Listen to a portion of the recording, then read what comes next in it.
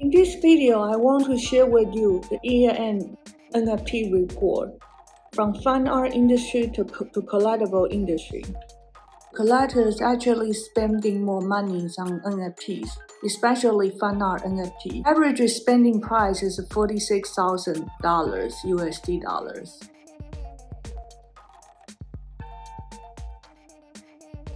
Based on our Basel report. There are also some emerging business, such like NFT displayer. So there's a Hong Kong fine art collectors. He invests 2 companies that can display NFT.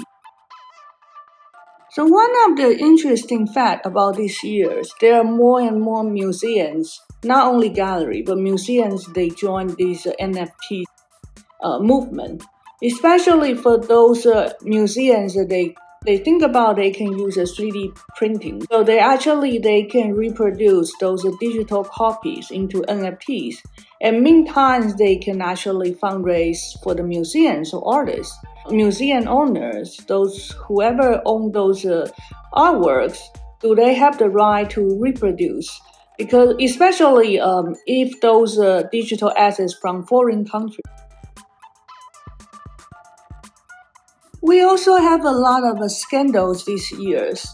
So one of the scandals is still under investigation based on CoffeeZilla. That's Logan Paul, the very famous, popular YouTuber. He actually, it was like his friends, and there's a project that really never launched. And those early investors, what do they have? It's not even minted. It's not tokenized, so they get literally just JPEG. However, the project discontinued, and all these the team members. One of the team members, he's an actor. But he say he's graduated from MIT and he's an engineer. And rest of the teams, they just sued each other. So there's a lot of drama. So we're still in the middle of watch, how this going to be end.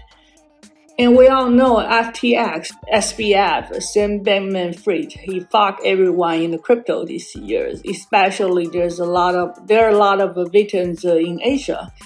I feel like I have some suggestions after this. So we have to think about how can we move on, how can we learn from all these bad experience, and perhaps this is devastating, but we still need to move forward. From Logan Paul's case studies, we can tell there are a lot of people, they have no clue what is an NFT forever. It's so easy that they just trust someone. They're more like influential, especially those they have more than 1 million subscribers. And the thing is, I don't feel like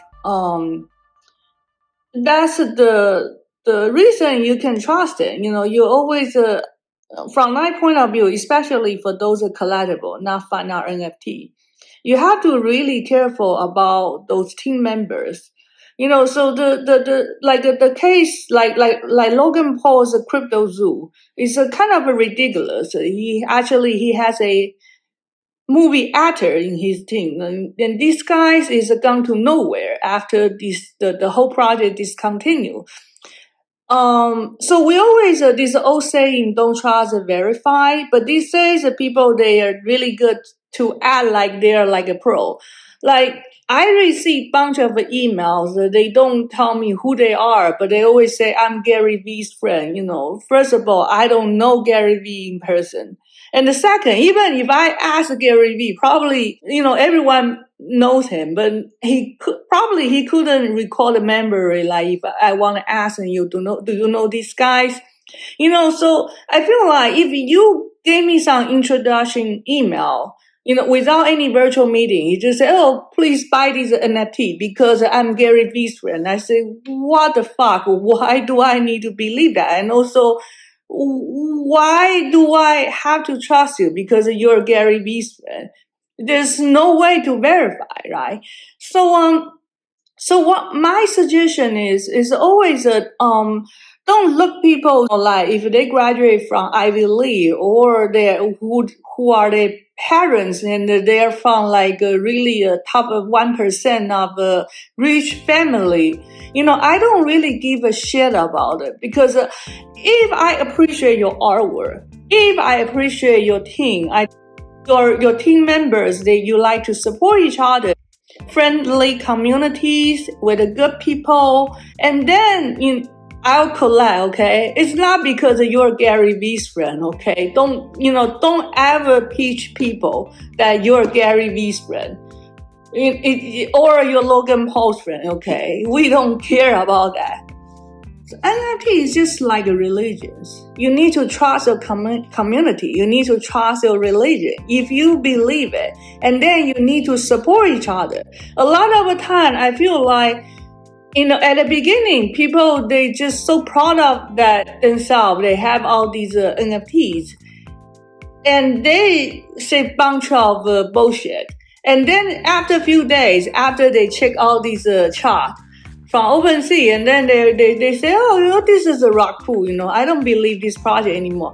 I feel like if you cannot, even your own community cannot support you, or you always sabotage each other, who's going to support your project, okay? You need to love your project, love your people, love your community, and of course, love your NFT, love those NFT you collect. And also, you need to know each other. If all your team member, they sabotage each other, so who's going to support you? It's just something like a religion. Change the world, your end. Happy New Year's, and we're ready for 2023.